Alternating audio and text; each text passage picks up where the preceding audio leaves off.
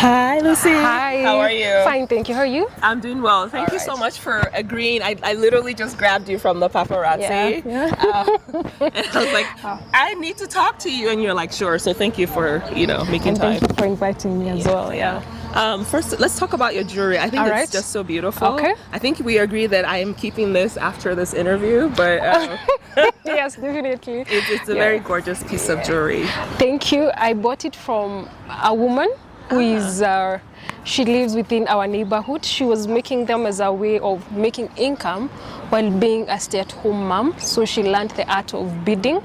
And so she was just making them and I got it from her. I wanted the Kenyan flag on my hand. So she just made it have red, black, white and green, which is our Kenyan flag. That is such a beautiful way to start this conversation, because the reason why I'm here with you is because you were actually the first person to kick us out at this event. Yes. So we are at the Dialogue Next, which is organized by the World Food Prize Foundation. And I'm here with Lucy Wangari. So Lucy, tell us a little bit about yourself. Who are you? What makes Lucy tick? And welcome. Okay. Well, my name is Lucy Wangari. I'm a farmer based in Kenya. I'm also a farmer by career choice. I love food. I love identity. I love sovereignty of who you are, and I love owning my story. So any conversation that will help me own my story and tell it better, it really gives me juices flowing. And one of the things that I really enjoyed this morning was when you talked about the onion, because they call you the onion farmer, and how you say it. Onion it's more than just a crop. There's so many layers. It's so many things to it. I thought that was a very beautiful allegory to identify how women are so complex, kind of like the onion, right? Yes, we So are. tell us a little bit about that. All right, so I'm locally known as Onion Doctor. I work with onion farmers, specifically smallholder onion farmers in the dry areas, and we try to use onions for social change. One, to generate income. The other one is to protect the environment and to have a better story that is told of the rural African farmer. And as we grow onions, it takes a while, but every week, an interesting fact about onion, every week it's in the farm, it gets a new leaf. And that leaf translates into one of the layers. So if you cut an onion and you count maybe 12 layers in it, it took it 12 weeks to grow.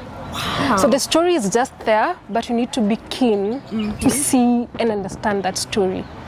And so the layers, as we peel back those layers, we work with women for a period of about 16 weeks for a whole season. So as we peel back those layers, there's so much that we can be able to do, that there's some conversation that we're able to have at the farm when we are least guarded, that really helps women. As you said earlier, and as I keep saying, women are not victims. Sometimes all we need is direction, and then we'll just own it and run with it. We've been doing it for decades. We run homes, which is very difficult, but we run homes every day, gracefully. So I believe as the layers unpeel is the same way we are, and is the same way we are going to see each layer. The layer today is maybe employment, tomorrow is tackling violence, the other day would be empowerment, financial literacy, dignity to ourselves, and the most important one for me is the younger children seeing women make money out of agriculture. It gives them the direction that my mom is not just a mom at home, my mom is a mom.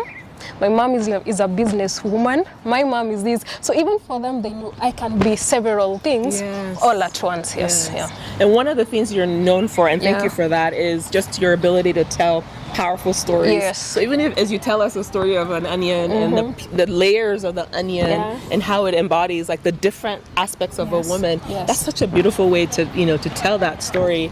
And you landed the plane by saying that from this, what seems like just a piece of crop, a woman is able to exercise agency, is able to make choices that even impact her children, right? And the way that they see their futures. So tell us a little bit about some of the opportunities and challenges that you see in the ag sector as a farmer, as a woman farmer. All right, I think one of the biggest opportunities that we have, especially in Kenya, we are at the end of both. parts of the food chain. Basically, we are the ones who provide unpaid labor in the farms, in family farms. We are the ones who produce that food. We are the ones who are going to take it to markets. But at the same time, we're also at the very other end where we sell, we are the retail sellers to everybody. In Kenya, we call them vibandas. You will find a majority of these local kiosks belong to women. Okay. So the women are holding both ends of the value chain. And what that means is that we hold the life as is. So the conversation for us as women is not how we are victims, but at this position that we have, how can we draw power from it and elevate ourselves?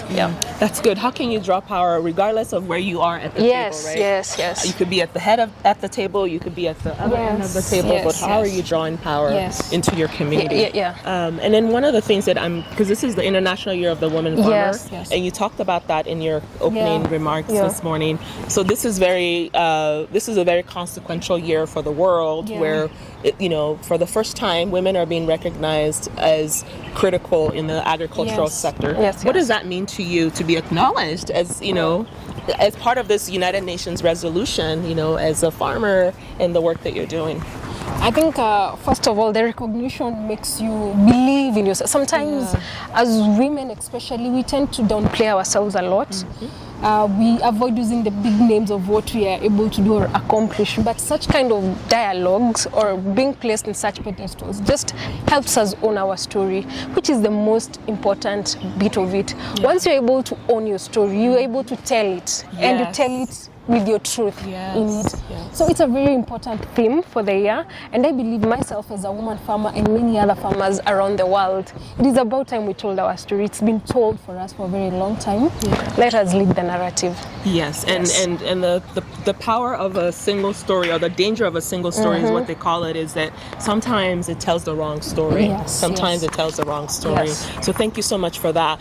One of the things, as we wrap up, that we really care about at the Center for Women's Policy and Agricultural Innovation is the issue of economic empowerment for women when it comes to agriculture. So you talked about how women are across the value chain, both as producers but also, as marketers. What is your message for a woman who is locally producing, or a woman who is at the end who is just, doing value add?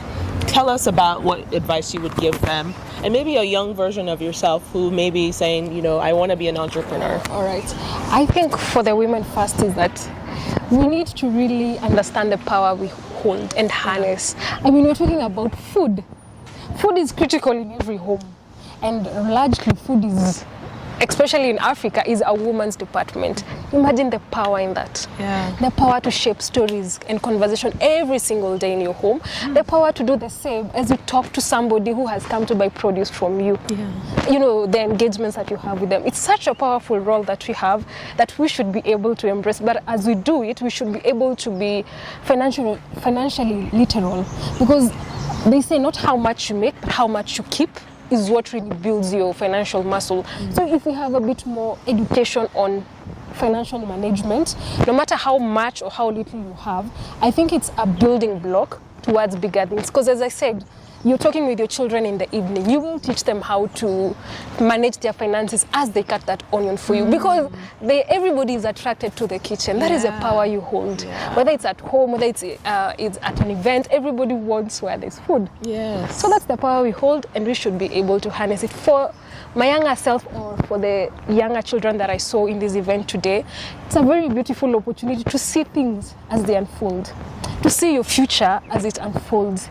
And I believe when it comes to the world of entrepreneurship, really, it's just how big or how small your mind is. So, that is it. Wow, what an excellent way to end. It's how big or small your mind is. The world is your oyster. Well, thank you so much. Thank you for your time and all of your amazingness. All right. Doing great work. All right. And we look forward to working with you. Thank you so much. Have this. Yes. You will see me rocking this all over social media. All right. Thank you so much. Thank you so much. All right. Hopefully we